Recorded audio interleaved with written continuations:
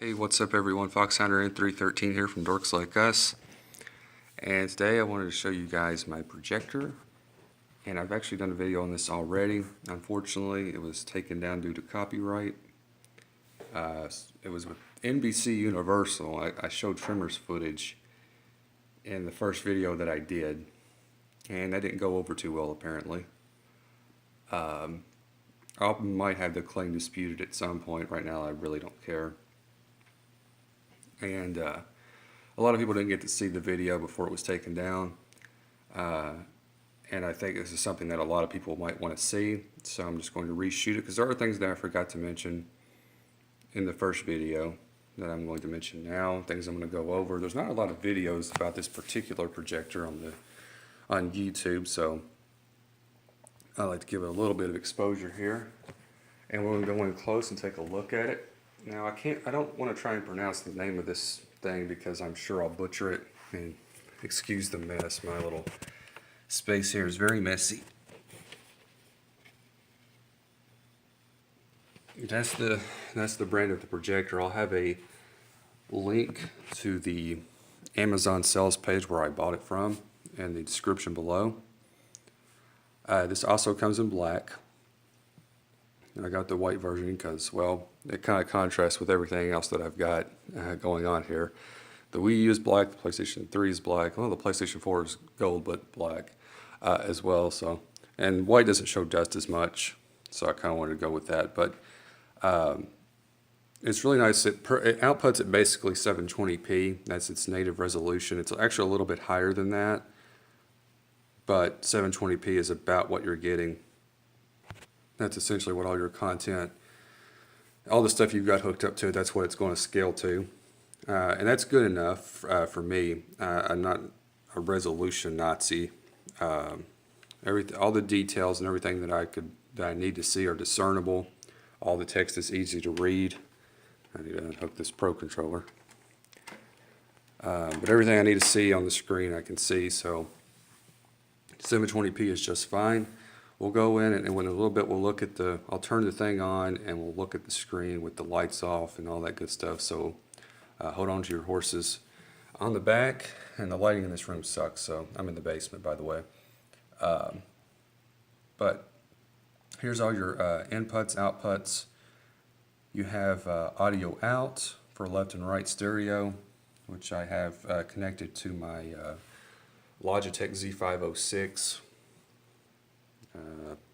Here's the speaker. That's the main speaker. I use the left and right RCA audio outputs for like my Wii U as well as my Roku, which I have hooked up to it. As for like the PlayStation 3 and PlayStation 4, I run digital optical from those systems to this 5.1 audio decoder that's connected to the speaker itself so that I get true surround sound. With the Wii U, you can get true surround sound, but it's a much more complicated process, and I just can't do it with the setup that I have. But this isn't really about the surround sound. If you guys want me to do a separate video on that, though, I will. It is a good system, and it is extremely affordable. But yeah, going back to the outputs and inputs. So yeah, you have that. You have a component and composite, so you can have either one here, which is nice. You can hook up your computer to it.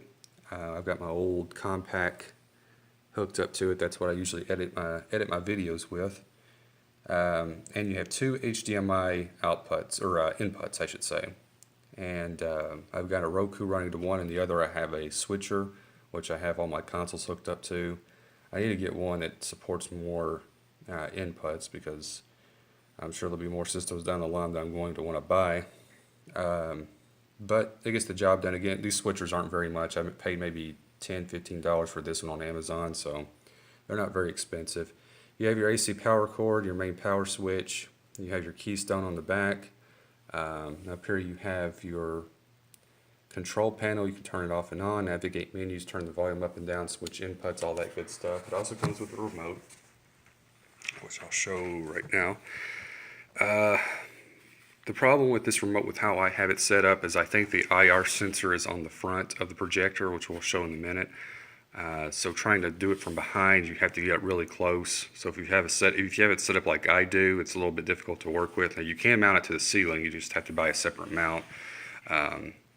I don't really have the option to do that right now, but I might at a later. I might try to at a later date. Anyway, on the remote's more than functional. It does everything that you need it to do, so no complaints there.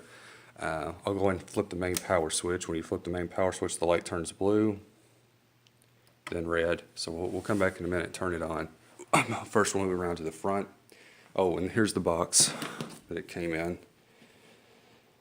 There's no branding on the box, which is interesting. It's a Chinese company, I'm pretty sure.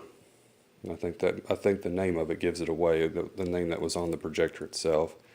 The box is about the size of the one the original PlayStation 3 came in, so that's that. Oh, and one more thing about the box, it does show that it outputs in full 1080p, but basically what it means is that any device that supports 1080p you can connect it to, but the resolution is not going to be that. So here's the front. There's the IR sensor right there, I think. That's what I was talking about. There's your lens. It also comes with a lens cap, so you can keep it protected when you're not using it. It has a vent on the front that has a filter. The filter pops out from the bottom, and you can clean it out. You can vacuum it, or what I do is I use an air compressor. Now, I've only cleaned this thing once since I've had it, and I've had it for 3 or 4 months now, and I only cleaned it like a couple of weeks ago, and the dust hadn't really accumulated that much on it. And that it could have something to do with me being in the basement, or having this thing in the basement, and not having carpet and things like that, so there might not be as much dust. I don't know. So if you do have it in a room with carpet, that might make a difference in terms of how much dust it accumulates. But it has a little kickstand on the bottom, so if you have it setting up like I do, you can raise it and lower it using that, which is nice. Works pretty well. So yeah, I think that's pretty much everything about the projector itself. Let's move over to the screen. Ow. Bang my head on something. This is the screen. It's 135 inches diagonal. This is actually a high contrast screen, which, to be honest, is not the screen you want to go with for this particular projector, because it's just a little bit on the dark side. I actually ended up painting it, which didn't really improve it that much. It did a little bit. It did make it a little bit brighter. But I wouldn't go with this one if you're going to buy this projector. I would go with blackout cloth, white blackout cloth, because I think that'll make the screen much brighter. But it gets the job done. So let's move back again and turn this thing on. Now the price of this thing last time I checked was about $170, I think, or $169, which is basically $170. When you turn it on,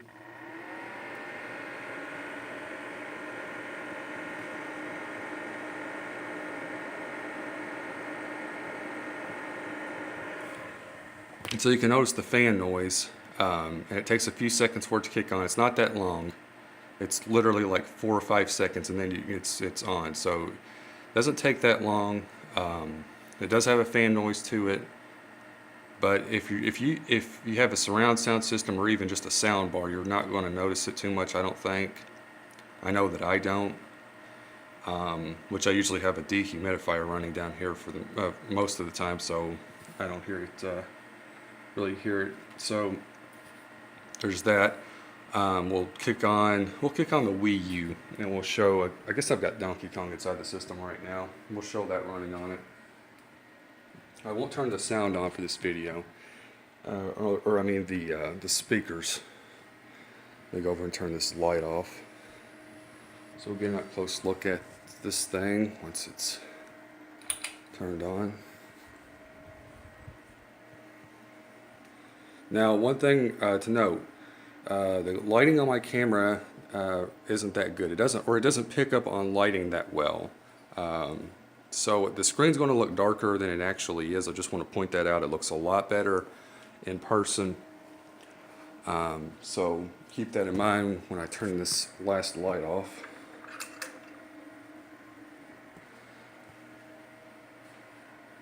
Just kind of look at it. Now we'll get into the game. Grab the gamepad here.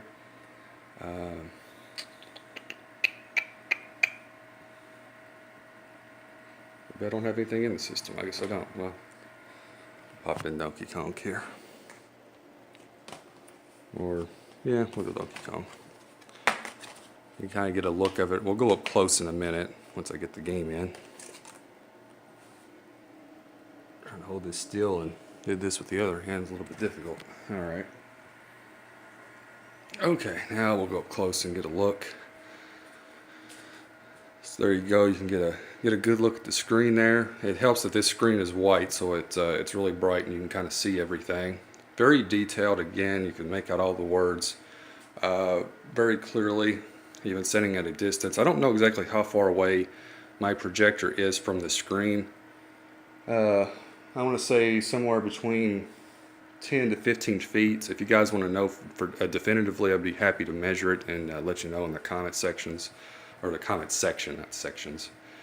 It's early in the morning. Alright, so let's get Donkey Kong going here. Tropical Freeze. Looks really nice. I played it a little bit yesterday. I haven't played it in forever. This thing is great for split-screen multiplayer, by the way. Games like Call of Duty.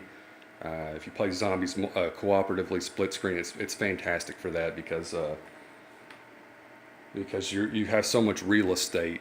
You know, like when the screen is split, you know, with a TV, you're getting like a very small section of it. But when you do it on a projector or with a screen this size, your little half of the screen is about the size of a regular TV, or even bigger than that. So it's really nice. One thing to note about this thing, I don't know why it's the case, but every time I turn it on or turn it off and turn it back on, I have to go into the menu and I have to switch the HDMI mode to PC. Otherwise, it zooms the screen in. I think it's set to DVD by default because A, they think people are going to watch movies on this thing more than anything, and B, it has to do with the widescreen thing. You know how you have the black bars from the top and bottom? Well, that would sort of cut down on that if you do that, but you're going to miss out on sides of the picture.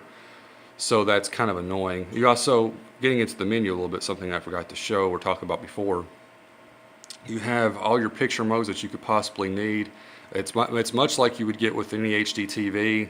You got dynamic, standard, mild, and user, which is what I have it set to. I don't know exactly what the best settings for this are. You also have color temperature and set the aspect ratio. You can alter the sound, add more bass, things like that. The speakers on the thing itself aren't that great, so that's something to keep in mind. You're really going to want to go with a sound bar at the very least, and they're not that expensive. You can get one for $40 or $50 at Walmart. You've got a clock, sleep timer, things like that. You also have where you can flip the screen, so if you want to do rear projection, you can do that. You can, you know, of course, hang it upside down from the ceiling, and you can adjust it from the menu and get that all worked out, which is nice. You can also focus the screen from the menu. You've got a multimedia option, and you can update this thing's software with USB. I don't know how you go about that, honestly. It is again, it's a Chinese projector. You probably have to go through the website and all these different things to do that. Maybe doing that would actually, you know, fix the HDMI. Well, the PlayStation 3 just kicked on by itself because it's updating. It does that at like 4 o'clock or whatever, 5 o'clock it is right now. So I'll switch it back over. I was like, what's going on there? But yeah, updating the software might fix that DVD picture mode issue. I don't know, but it's a mild annoyance. You know, it's something you have to remember to switch back to whenever you turn the thing back on. So we'll try to show just a little bit of gameplay here. This thing, again, is great for anything you want to use it for. Just watching TV, Roku, playing games on, watching movies, the whole shebang. Anything you want to do with it, you know, it's just like a TV. Now, it's a LED projector, so it has an LED bulb, and they claim that it will last up to 20,000 hours, which is about what you would get from a standard HD TV. So that's pretty good if it's true. And I've used the thing quite a bit since I've had it. I've probably put a couple of 100 hours into it, I would say, at the very least.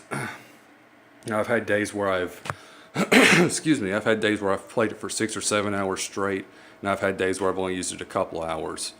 So I mean, it's so far it's been very reliable, which is saying something, given again it's a Chinese company that makes the thing. So yeah, there's some gameplay right there. We'll go in close. Again, it looks much better in person. It's much more colorful. My camera on my phone really sucks. I'll stand in front of it here so you can get an idea of how tall it is. Now, it's not sitting exactly flush with the ground. It's maybe, I don't know, 4 or 5 inches off the ground, something like that. I'm 6'3", basically. So it's, yeah, it's taller than I am. Or it might be just about the same size. Again, it's a few inches off the ground. So, but yeah, it's huge. I mean, just look at how huge it is.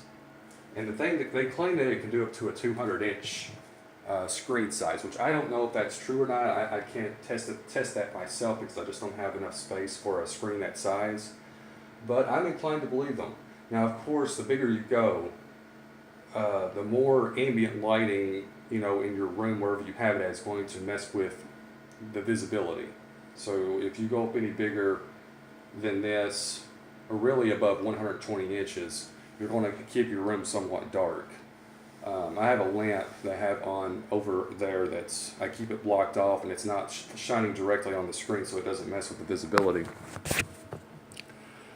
But those are just things to keep in mind. I think that's pretty much everything that I can think of, everything that I needed to go over. If you have any questions, because I'm sure I missed something, and there's always something else, and there's a lot to this thing. Again, it's $170, I think, right now. At least the last time I checked, that's how much it was, which is really good. When I got it, it was like $180. So it has went down in price a little bit. I mean, that's less than what you're going to pay for an HD TV, and you're not going to get a screen this size out of that. So that's definitely something to keep in mind. I don't know. Let's see here. Do a little edit on a. There we go. Show one more game before I click it off. Super Mario Brothers 2, or The Lost Levels as it's known as over here. Give you an idea of what an old school game looks like on this thing. Yeah, suspend point, alright.